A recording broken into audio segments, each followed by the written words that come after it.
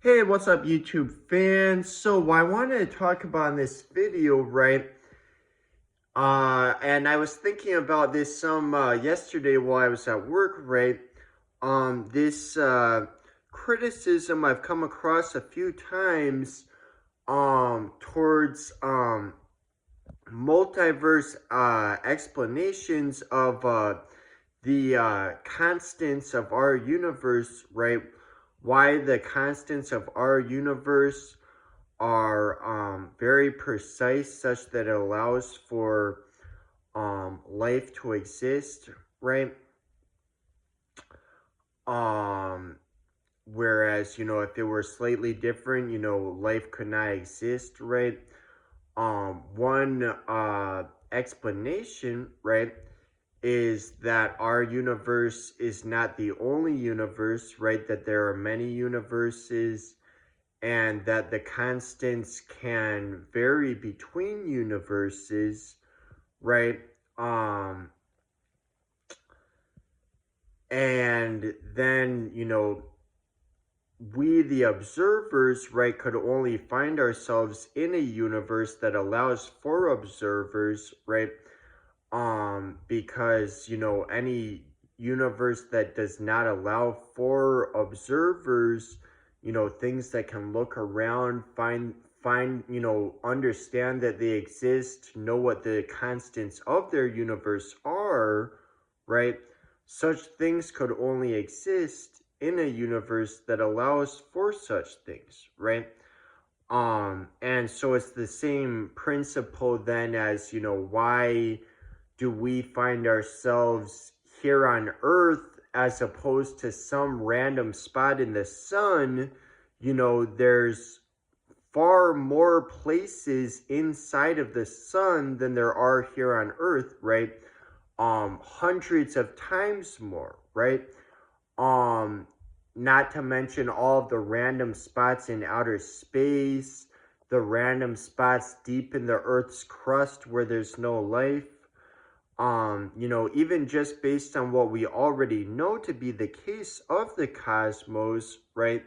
If we were to not factor in the observer bias, and if we were to just think that observers had equal odds of finding themselves in any given location, just by what we already know of the cosmos, we should be shocked to find ourselves here on Earth of all places, right? Because the odds will be highly against you finding yourself here on Earth of all places if observers had equal odds of finding themselves in any given location, right? Because, there's hundreds of more places inside of the sun, for example. Every single one of those places is a real, location in space time. It exists every moment of every day, right? Um, Even though there's no one there observing it, you know, it still is there every moment of every day. So, just based on what we already know from the cosmos, if we, the observers, had equal odds of finding ourselves in any given location, right, one spatial location from the next, we should be shocked to find ourselves here of all places, right? The odds will be incredibly stacked against us finding ourselves here of all places, just based on what we already know for certain exists of the cosmos, right? And so, if our universe is not the only universe, right, and the constants vary between the universes, right, which would make sense if it is possible for the constants to have been different from what they are, right? Whereas alternatively, if we were to say, the constants had to be what they are and there was no other way they could have been, well, then that in of itself would not, that would indicate there's nothing that needs to be explained about why the constants are what they are if it wasn't possible for them to have been different. But if it was, that opens up the possibility that, other universes, there could be other universes that form separately, have different constants, and then we could only find ourselves in a universe that would allow for observers that find themselves there, allows for things that are aware of the constants of their universe, right? But so in any event, a objection to this I've come across a few times,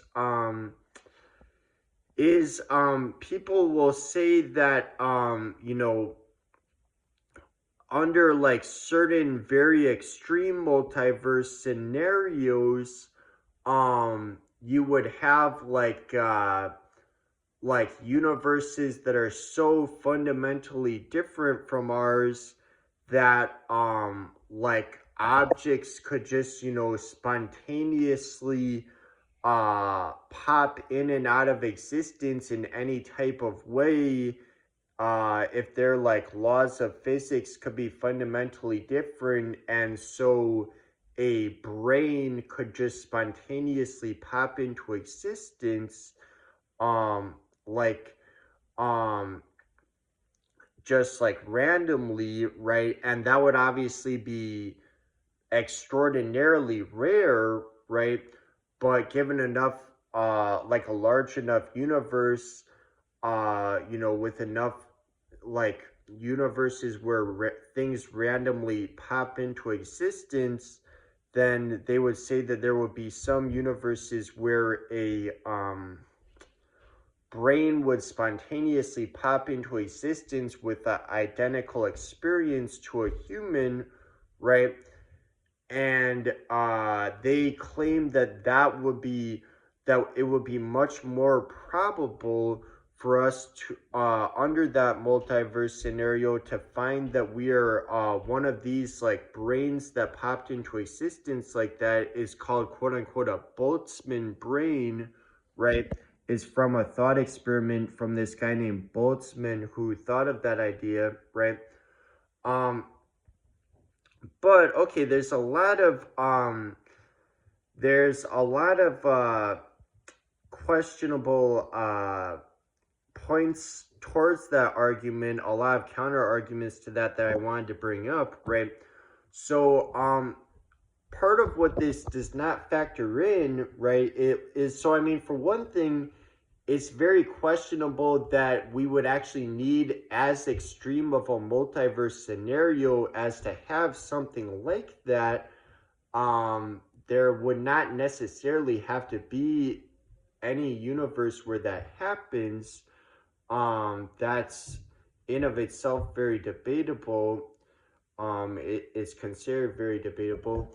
But for another point, this is another big point, right? Is even if suppose if there did have to be universes where that happens, how long on average are those Boltzmann brains that pop into existence? How long are they there? What, like a second, right?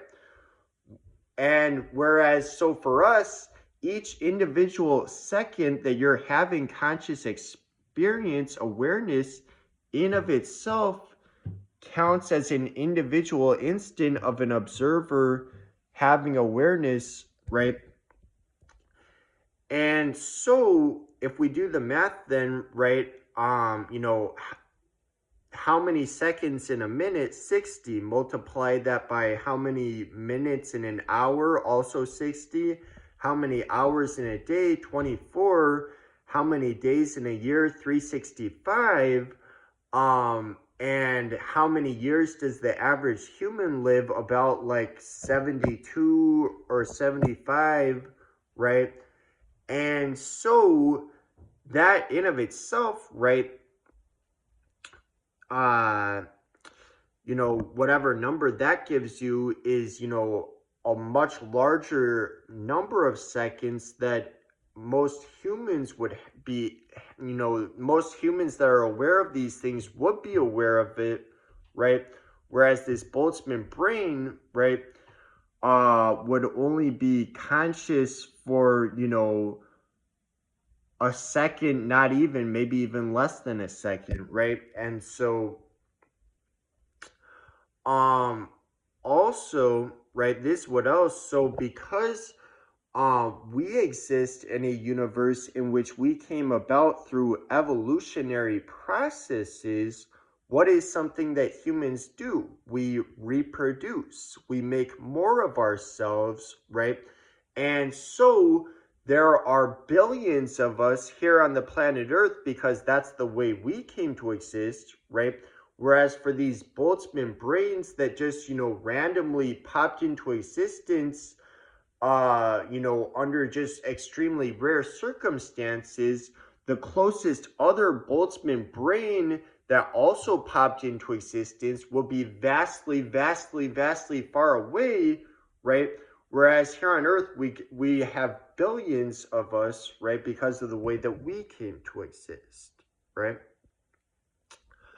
Another questionable point about this Boltzmann brain argument, right, is, whether or not you are a Boltzmann brain is really an untestable hypothesis. For all you know, you could be a Boltzmann brain, and there's no way of, confirming or denying it. We obviously hope that we aren't, right?